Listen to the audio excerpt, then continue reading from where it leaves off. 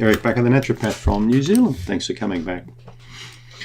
Let's talk about the 10 reasons why I think a stool test, a comprehensive stool analysis, is the smartest possible thing you can do if you've got a gut problem, if you've got a chronic health problem, if you've got an autoimmune problem, many different problems. Now, as you know, my clinic here in New Zealand has performed thousands of stool tests.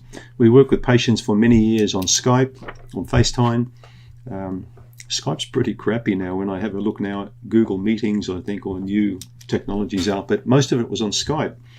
And we had stool tests going all over the world. Saudi Arabia, Dubai, and North America, South America, all through Europe, about 60 countries. So I've had boxes and boxes and boxes of stool tests I've worked with patients. And I'm going to give you now the 10 reasons why I think it's one of the smartest tests you can do. I'm not talking about the organic acids test, which I found pretty flunky and pretty average. I didn't really get much chop out of that.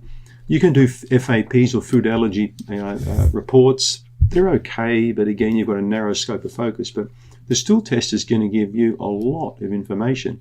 And if it's performed properly, you're going to have enough information, which is really going to help you recover your health. I just wish more practitioners would do this test. But I remember lecturing widely on this test in Australia and New Zealand years ago, and still hearing many naturopaths and chiropractors and people saying, it's too dear, patients can't afford it. Well, patients can't afford to be sick for 20 years either, you know. Okay, let's go. The first reason is to give you a baseline. Right? So the baseline is important because you want to know a starting point. When a patient comes to me that's very ill and sick, I need to know what ballpark are we looking at, you know. Out of a scale of 1 to 10, what's their gut like? You know, 10 being really bad and 1 being really good. Is it going to be a 4? Is it going to be an 8? Well, I'll tell you something. This is exactly the same scenario that happened to me a few months ago. I went to get a battery for, I think it was a flashlight or something, and it didn't work. And I swore it was a good battery, but I couldn't tell without testing. So I went to a electronics store, and I got this testing device off this guy, and he said, Eric, with this thing, man, you can test every battery. The lithium little buttons, the 9 volts, the 1.5 volts, you can test anything. So now, I've got a whole heap of batteries at home. I can put the positive and negative on. I can instantly see if this battery is good. Now, a 1.5 battery new is 1.61 volts. But as soon as it drops to 1.4, it goes in the trash. Now, when you look at two batteries side by side, can you tell me what's 1.61 volts and what's 1.4 volts? Wow, you're pretty good if you can. Well, I can't, and that's why I test. It's the same reason why testing is imperative for gut function, because you don't want to guess, you want to test, all right? So the baseline gives you a starting point. And this is particularly important for future. We're talking 3 months, 6 months, even 6 years down the track, even 10 years. I've had stool test reports for patients that are 20 years old, and you can look at them, and then you can look at a test more recently, and you can start seeing similarities. So the baseline is very important. Right? Second point, to give you an understanding of what you're really dealing with. Have we got a blastocystis problem? Have we got a H. pylori problem in the stomach? Have we got a yeast problem? Have we got a bacterial problem? Or have we got a parasite problem? How the hell will we know without testing? All right. Again, it's like getting in your car in New York City and you left your iPhone at home. How the hell are you going to get around? You've got no way to navigate. There's no GPS. All right. So you're in the dark. So you need to know what you're dealing with. And that's what the stool test will show you. All right. The third one, to give you a count. So now you need to know, okay, I've got a candida problem, but is it 1+, 2+, 3+, or is it full hilt? Is it 4+? How bad is it? So the count is important, and you'll get that too. Fourth one, to dispel myths. All right? I can't tell you how many people I've seen that say, Eric, I've got a real bad candida problem. I say, well, how do you know? Oh, I just know. I read it online. I went to a Facebook page and I got all the symptoms. And I say, well, why don't we run a test? Yeah, sure. And we get it back. They got no candida at all. They got a parasite problem. Okay, they could have giardia. And this happened to a lady in the South Island who swore till she was blue in the face to me that I've got a candida problem. When we got the results back, it was giardia. So again, to dispel the myths where you think in your own mind you've got X, Y, Z, when in fact it's ABC, So be careful, all right? Don't make up your mind. And if you assume, you make a you-know-what out of you and me, okay? Fifth one, to save you time and money, right? Remember what I said at the beginning? Chiropractors and naturopaths, patients can't afford that.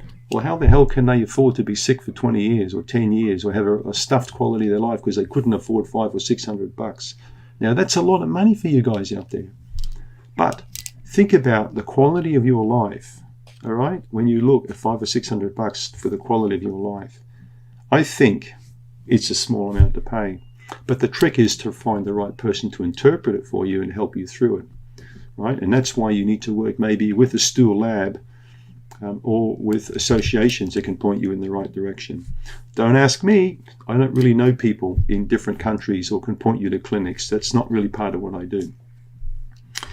The sixth one, to get a more complete understanding of the dysfunction that you're dealing with, all right? So, the stool test can also show the immune involvement, the secretory IgA, for example, so we can see what state your immune function is in the gut to a good degree.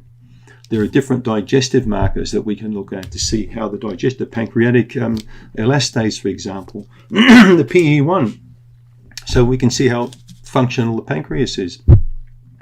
So doing this test will not just show you if you've got bugs, but it'll also show you a wide range of parameters, inflammation and immune and allergies, all these things you can pick generally from a stool test. That's what I said, you're going to get a lot of information. The seventh one is species identification. So you can actually work out, hey, I've got a Candida lambica problem, not albicans, or wow, I've got actually Candida tropicalis.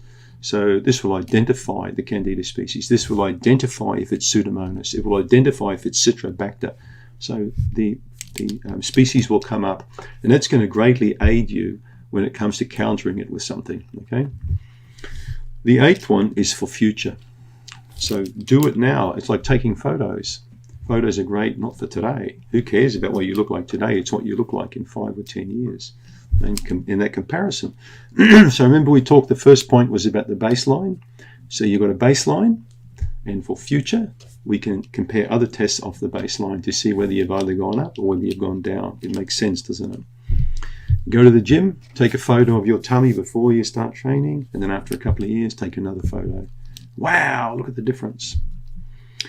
Number 9 gives you a susceptibility panel. If you work through a lab like Doctor's Data or Doctor's Data in Chicago, you're going to get a susceptibility panel. So when they find something there that's potentially pathogenic or not good, they're going to test it to see what is going to be counted with.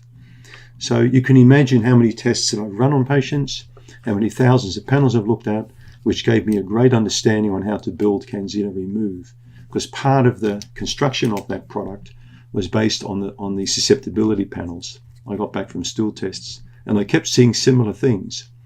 So I started to understand that certain types of bugs required certain types of herbs to counter them, and that was part of the birth of the Candida Remove product. So thanks to the stool test, I got a much better understanding of what works and what doesn't. And I started to see a lot of holes in a lot of products for that reason.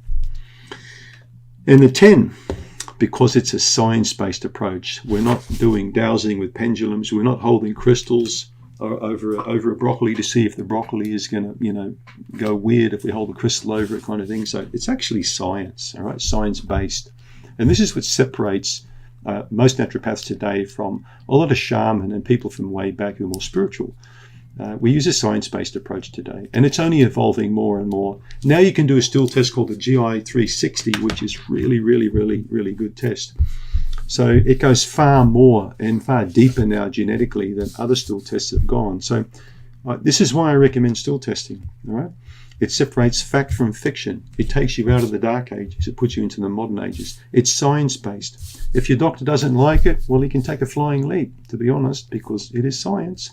And it is evidence-based, okay? Thanks for tuning in. Doctor's Data, Chicago. There are other labs as well, but I've always worked with these guys from Doctor's Data for over 20 years, and I found them rock solid. You'll find them on Google. Thanks for tuning in.